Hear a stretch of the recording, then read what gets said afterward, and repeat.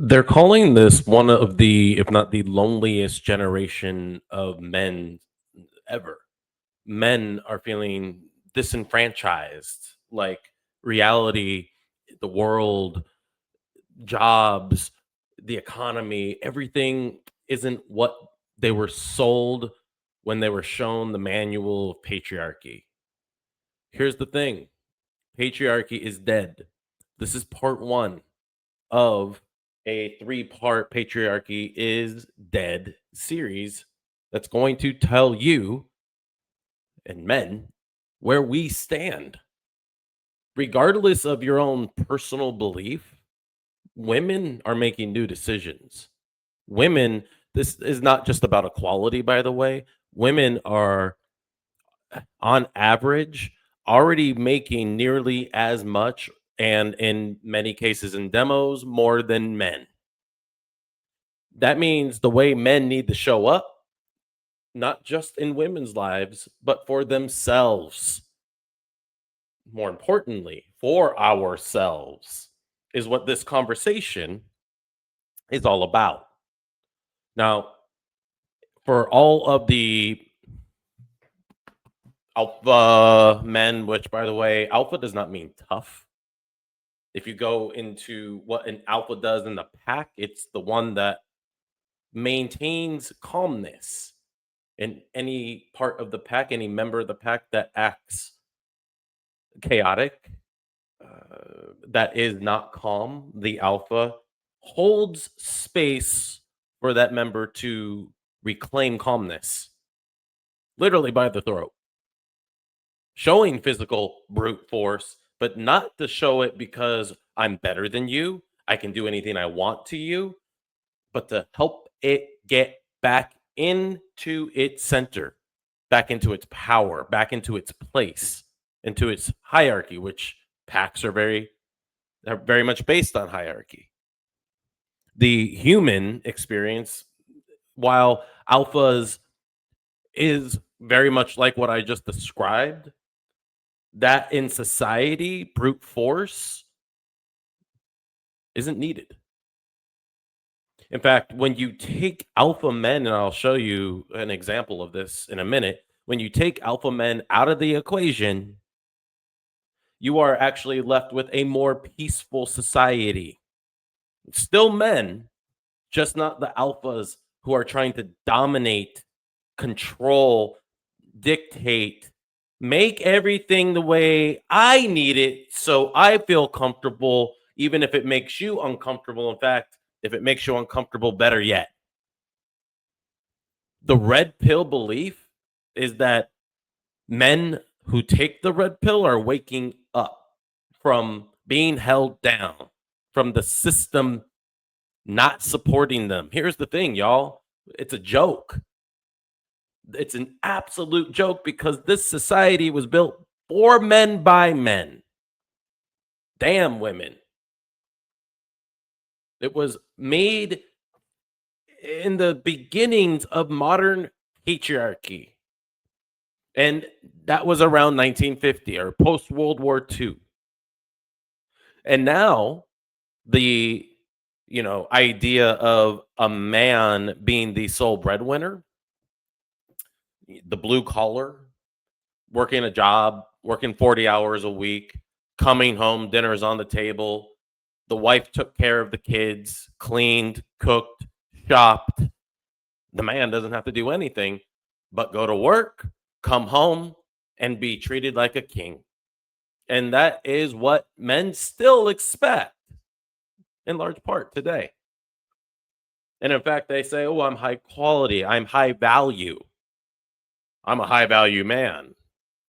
That's what the red pill philosophy subscribes to. It is that I am high value, I'm a man. Because I'm a man, I'm high value. Some of the biggest bullshit that's ever been sold. And for the men who are choosing to believe it, they're a part of the loneliest generation ever. They've got their PUA, pickup artist tactics. I'm a copywriter. I wrote a lot of them. I worked with a lot of the top pickup artist game teachers. And it is some of the most adolescent, sophomoric, emotionally unintelligent, immature, detached from reality thinking that you could possibly imagine. And yet men pay lots of money. And the gurus, the ones that you're paying, they pay me to write for them, to create a funnel for you to be drawn into.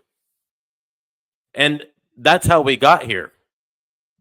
During the pandemic, lots of men top of funnel were drawn in by algorithms to Andrew Tate, who is a misogynist to the core, who subscribes to patriarchy, and I'll show you a clip of him in a second.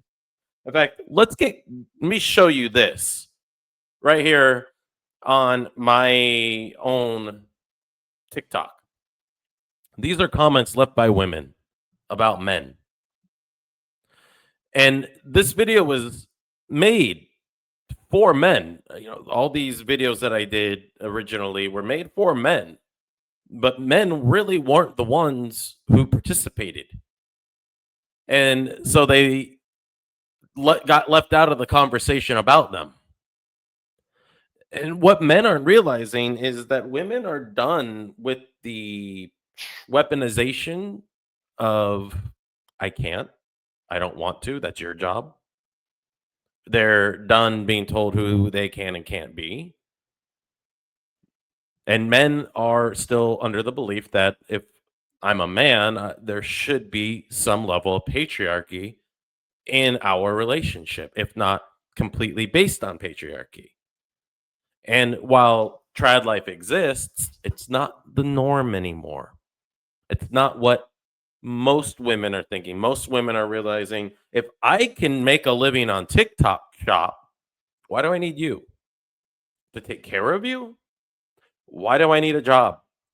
I'm making my own money. And men are just like, I don't know. I'm a man. I'm like, you're supposed to do things for me. That's just the way it is. And women are like, fuck off. You're stupid. If you believe that, you're straight up stupid and you should be alone because that's not the way it is. And quite frankly, when you have a society made by and built for men, then you realize women had to fight and claw their way just to be relevant, just to get jobs, just to be able to work, just to be able to drive the boat. These are all things women had to fight for, men just had.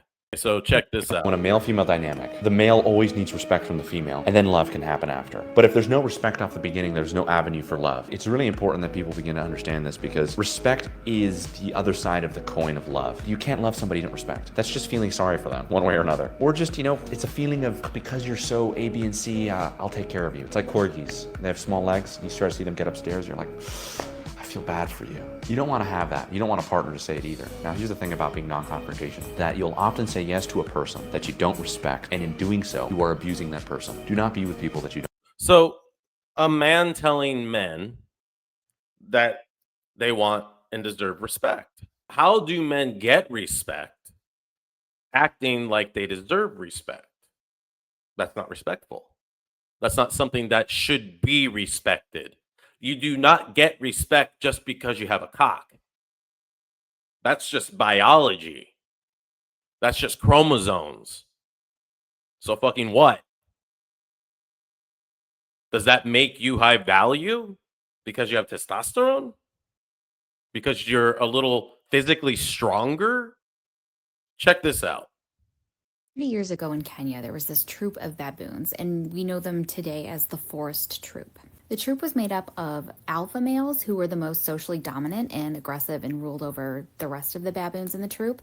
And then there were the lower status males, the beta males, if you will, and the females. So one day, all the alpha males from the forest troop, they found this food that had been discarded by this tourist lodge, and they fought this other troop of baboons. Just like men, they see something they want. Don't think about it. I want it. I deserve it. I'm going to get it. Go. For the food, they won. They took the food back to their troop and they hoarded it all for themselves. The beta males and the females weren't allowed to have any. The alpha males just like fought everyone off and ate it, and they ended up dying. So before I let her say why, the idea that, first of all, the alphas, which are supposed to be the ones that take care of everybody, were so entitled that, hey, we got it. It's not yours. It's ours. We're not sharing. That says so much about where men are right now. That is such a reflection of masculinity in 2025 amongst the red pill thinking men. Because the food they stole was infected with bovine tuberculosis. And when these alpha males died, that's when scientists noticed something really extraordinary that they had never seen before. They noticed that the dynamic of the entire troop changed. The group was a lot more affectionate toward each other. They were a lot more cooperative. They weren't biting and fighting over food and snapping at each other and using threats and aggression to get what they want. 30 years later, all of the initial male survivors of that troop have either died off or have been replaced by other males that have come in from outside of the troop. But the really cool thing scientists have noticed is that the dynamics of the group have still stayed the same. The overall culture has not changed. They're still a very pacifistic group. They're still a cooperative group. They still tend to use affection. So right here is literally describing what happens when you take violence out of the equation. And the majority of violence is usually caused by alpha men, not beta men, not men who have been weaponized by other men. Think about that. It's no different. Yeah, these are baboons. It's no different in our mammal Homo sapiens sapien society. Alpha men are responsible for over 90% of the big crimes, the most violent ones, the ones you hear about on Law and Order SVU, the ones you hear about on Law and Order, period. All of the school shootings, men. All of the assassins throughout history, men. All of the people, Sands, Cleopatra, maybe a few others, who have taken over the world, men. Throughout history, men have told women who they are, what they can and can't do or be. And we are seeing in 2025 the biggest shift in known history as technology is doing a lot of the things humans used to do, as robots are doing a lot of things men used to do. You go to the factories, it's automated technology. Very little of it is done by physical labor. And a lot of that is also done by women. So the idea that we live in a patriarchal society now is false. Patriarchy is dead right now. The only reason why we are seeing patriarchy still, men still being the majority leader, so to speak, of people, especially here in the States, but worldwide, there's the reason is physical violence. Check this out. Is that almost all violence is committed by men. Men account for about 80% of violent crime. At least. It's more, yeah. But they commit even more heroism. So there's this award called the Carnegie Award. So the idea that men, while they're responsible for virtually all violent crime on planet Earth, are really the heroes of the story. Just feel about that for a second. The same part of our species that's responsible for most of the pain, the bloodshed, the destruction that is not nature, they're also the heroes. That sounds like mob tactics. You know how the mob says, they go up to somebody who was just living their life totally fine, totally safe, and they're like, hey, me, I'm dangerous, but treat me right and you'll be safe. I'll take care of you. I got you. That's what happened when modern patriarchy took over, but that's what's happened throughout modern history. It's a mob tactic. You can continue having what you otherwise would have had if I didn't exist if you give me respect. Going back to that video about respect. So you deserve respect because you got a cock. That's still what it goes back to. I mean, you don't deserve that respect, but that's the subconscious belief. That's what men are conditioned or programmed to think, believe, feel, and therefore do. Even amongst each other. Men amongst men is where most crime, men against women. And here's the thing that men really need to comprehend about violence when it comes to women is that women experience most of their physical violence with men they know. Family, boyfriends, lovers, husbands. Those are the people responsible for most violence in women's lives. And yet they're the heroes. That's gaslighting 101. I mean, if you just, it's not mob talk tactics. Come on. No, it's pure straight up gaslighting. To say, you're not safe without me, but because of me, you're not safe. And then we're wondering why patriarchy is dead. We're wondering why women are moving on with their lives with each other and without us. Or why beta men, quote unquote, simping men are the preferred men. And yet men will say derogatory comments to each other and calling each other a simp or that they're men. Oh, you're simping. Cool. If a man says that to you, say thank you very much. And thank you for telling me who you are. I don't need to talk to you anymore. I don't need to oppose you. I don't need to tell you what's right or wrong. I just get to simply ignore you because that's what you deserve. That's the respect I'm going to give you as a man to another man. And the more men, I don't consider myself a beta by any stretch. But I'm also not looking for a fight. I can and I will, but I'm not looking for it. I don't want it.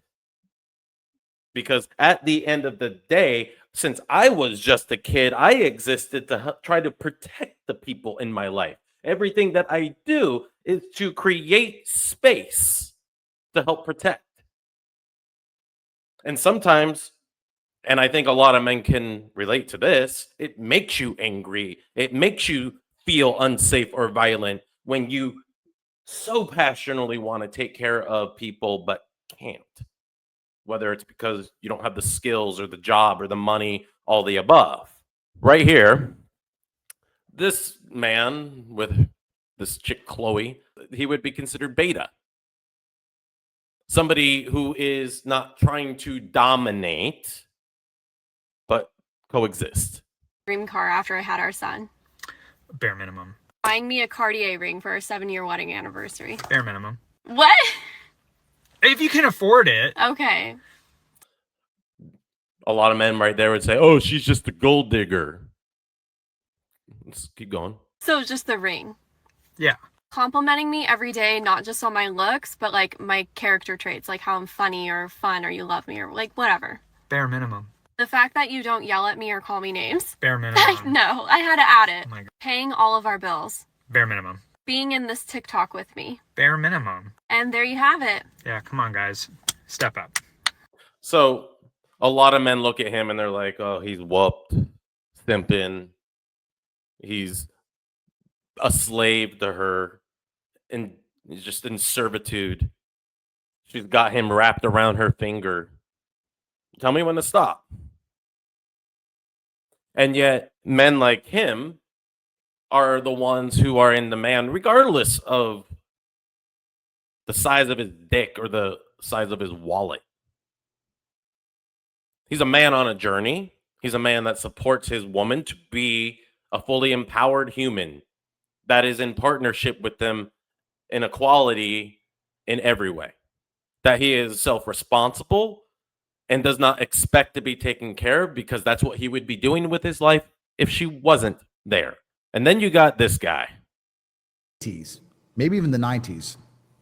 And then, I'm not sure. And then you got this guy. Perhaps it was something else. I'm not sure. But I kind of feel like there was a golden period between in the 50s to 60s to 70s to 80s, maybe even the 90s, where being a normal, hardworking man, because life is cyclical, went from being a terrible existence to quite a good existence. In the 60s, you could be a normal man who worked in a factory, an unskilled labor job, and with one wage, you could afford a house, you could afford a car, you could afford to raise a family, your children would not be taught garbage in school, your wife would respect you, you'd have a home-cooked meal. Times were good. Times were good. All the things I said about playing Uno earlier.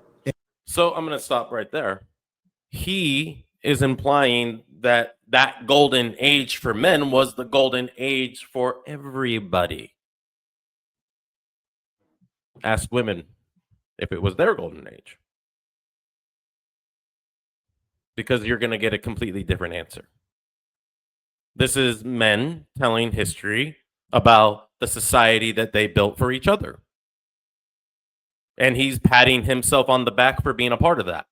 Andrew Tate. He's a parasite. He has no original thought. He has parasitically gotten rich doing God knows what else. And yet men, especially starting in the pandemic, revere him. Think that he is preaching gospel. And yet he is an example of why men and men like him are becoming irrelevant in society, why they are no longer the desired version of men. That gaming and being like, hey, baby, I just wanted to tell you, you're really beautiful. I bet you hear that all the time. Pickup artists, lines. Yeah, that still works. I'm 46. I could still go out there and do it. And so fucking what? That doesn't get any type of substance for anybody. It doesn't do anything ultimately but cause abuse to ourselves and each other, men to women. And then you add in the swiping culture.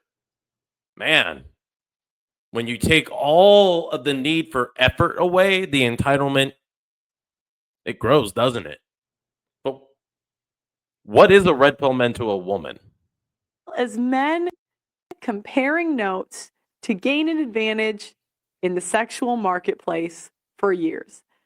This talk used to happen in barbershops, locker rooms, and it started online in internet forums. For the ladies watching, I'll give you an example. If I go to a woman, now, obviously this is tough to believe, but I've never done this. If a chick gets a boob job and she goes and she says, I am able to attract higher value men with this boob job. So remember Dave Chappelle, Killing Me Softly, where he talks about how men don't really want nice things. Men get nice things because those nice things get women. They're bait. He talked about how he had a nice car. A woman walks by. Hey, Dave, nice car. Gotcha, bitch. Men have always done everything to get women. But getting women isn't what women want anymore. The pickup artists, in fact, women, if you noticed, had to get to compensate for the lack of real men, took on a more masculine feel. And a lot of that happened because they needed leadership. They had to be their own leaders. So they took on the masculine and the feminine and made men red pill thinking more and more and more irrelevant.